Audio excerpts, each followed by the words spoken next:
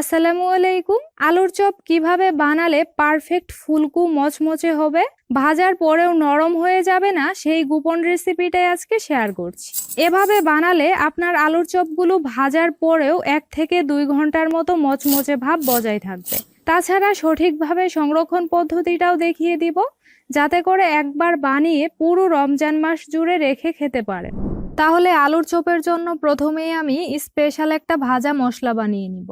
তার জন্য এখানে নিয়েছি হাফ চা চামচ 5 ফোড়ন, 1 চা চামচ আস্ত জিরা, 1 চা চামচ আস্ত ধনিয়া, 3টি শুকনা মরিচ, সেই সাথে 4টা এলাচ আর 1 টুকরো দারুচিনি। এখন লো আঁচে এগুলো নেড়ে হালকা ভেজে নিতে হবে। ঘরে তৈরি এই ভাজা মশলাটা আলুর চপে দিলে স্বাদটা দ্বিগুণ হয়ে যাবে।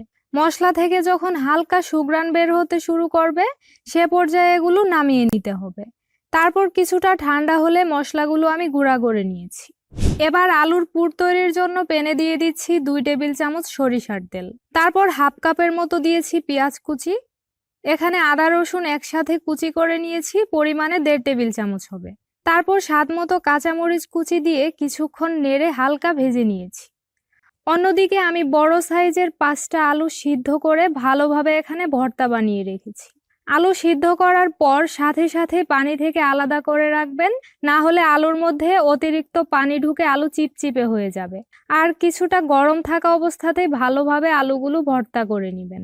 এইদিকে পেঁয়াজগুলোও ভাজা হয়ে গেছে, এগুলো লাল করে ফেলা যাবে না। এ পর্যায়ে এতে ভর্তা করা আলুগুলো দিয়ে দিচ্ছি। এখন চুলার আঁচ লো হিটে রেখে বাকি মশলাগুলো দিয়ে দিব। লবণ দিয়ে দিলাম স্বাদ মতো। এরপর দিয়ে দিচ্ছি প্রায় 1 চা চামচ ভাজা জিরার গুঁড়া, হাফ চা চামচ গরম মশলার গুঁড়া, 1 চা চামচ চাট মশলা, হাফ চা চামচ হলুদের গুঁড়া, সেই সাথে স্বাদ মতো মরিচের গুঁড়া। ঝালের পরিমাণটা অবশ্যই আপনাদের স্বাদ মতো বুঝে দিয়ে নেবেন। আর চাট মশলাতেও যেহেতু লবণ থাকে, তাই লবণের পরিমাণটাও বুঝে যোগ করবেন।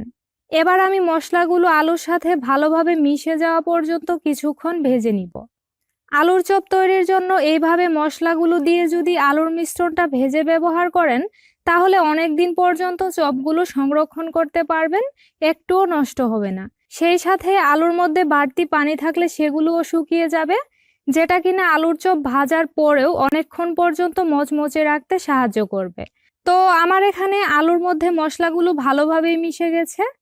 এটাকে নামানোর আগে তৈরি করা ভাজা মশলা দিয়ে দিচ্ছি 2 চা চামচ। সাথে পছন্দ মতো পরিমাণে দিয়ে দিচ্ছি ধনিয়া পাতা কুচি। তারপর আবারও সবকিছু ভালোভাবে মিশিয়ে নিয়েছি। এরপর আলুর পুরটা পুরোপুরি ঠান্ডা হওয়ার জন্য আমি একটা বাটিতে রেখে দিচ্ছি। তো এই ফাঁকে আমি আলুর চপের জন্য বেসনের গুলাটা বানিয়ে নিব। তার জন্য এখানে 1 কাপ দিয়ে দিচ্ছি বেসন। এবার বেসনটুকু আমি ভালোভাবে চেলে নিব। অবশ্যই এখানে বেসনটুকু চেলে ব্যবহার করবেন, তাহলে গুলাটা অনেক মসৃণ হবে। এবার এতে স্বাদ মতো দিয়ে দিচ্ছি মরিচের গুঁড়া, হাফ চা চামচ হলুদের গুঁড়া, হাফ চা চামচ ভাজা জিরার গুঁড়া, সেই সাথে হাফ চা চামচ গরম মশলার গুঁড়া আর স্বাদ মতো লবণ। তারপর 1 চা চামচ দিয়ে দিচ্ছি আদা বাটা, সেই সাথে হাফ চা চামচ দিয়ে দিচ্ছি বেকিং পাউডার। তবে যদি কেউ এখানে বেকিং পাউডারের বদলে বেকিং সোডা ব্যবহার করতে চান, ওই ক্ষেত্রে পরিমাণে 1/4 চা চামচ দিয়ে নেবেন। এখন এতে অল্প অল্প করে নর্মাল তাপমাত্রার পানি দিয়ে মিশিয়ে ঘন একটা গুলা বানিয়ে নিব। মেশানোর কাজটা চাইলে হাত দিয়েও করে নিতে পারবেন। একেবারে বেশি পানি ঢেলে দেওয়া যাবে না, কম কম করে দিয়েই গুলাটা বানাতে হবে। আর অবশ্যই 5 থেকে 10 মিনিটের মতো সময় দিয়ে গুলাটা ফেটিয়ে নেবেন।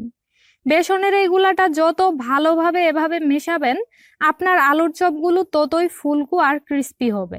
1 কাপ বেসন দিয়ে এই গুলাটা বানাতে আমার এখানে 1 কাপ পানি লেগেছিল, তবে আপনাদের ক্ষেত্রে কিছুটা কম বেশিও লাগতে পারে। এখন গুলার ঘনত্বটা দেখিয়ে দিচ্ছি। দেখুন, আঙুলে লাগানোর পর গুলাটা মোটা লেয়ার হয়ে আঙুলে লেগে আছে। ঠিক এভাবে করে আমাদেরকে গুলাটা বানাতে হবে। তো আমার গুলাটা তৈরি করা হয়ে গেছে, এবার এটাকে এভাবেই রেখে দিব। এদিকে আলুর পুরটাও ভালোভাবে ঠান্ডা হয়ে গেছে।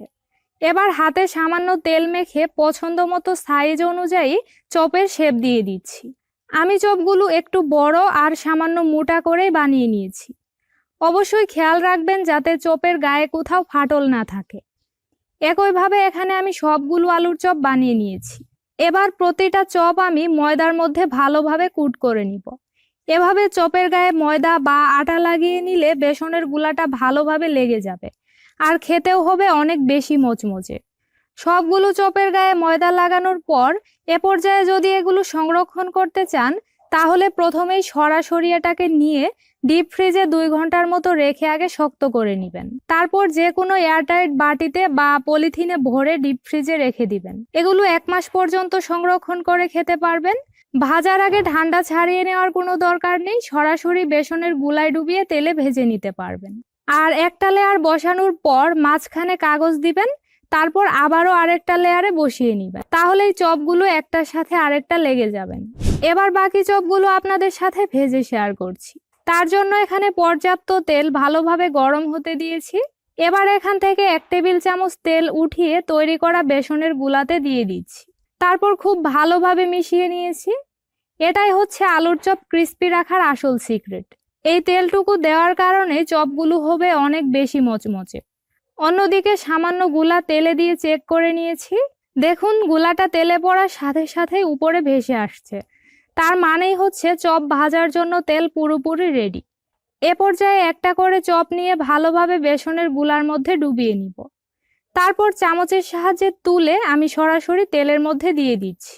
আলুর চপের বাইরের আবরণটা একদম মসৃণ করার জন্য অবশ্যই চপগুলো আপনাকে ডুবো তেলেই ভাজতে হবে। কম তেলে ভাজলে চপগুলো দেখতে ভালো হবে না। সবগুলো চপ দেওয়ার পর চুলার আঁচ মাঝারিতে রেখে উল্টে পাল্টে এগুলো ভেজে নিয়েছি। যখন চপের মধ্যে পছন্দ মতো কালার চলে এসেছে তখন এগুলো আমি তেল থেকে নামিয়ে নিয়েছি। এবার গরম গরম পরিবেশনের পালা।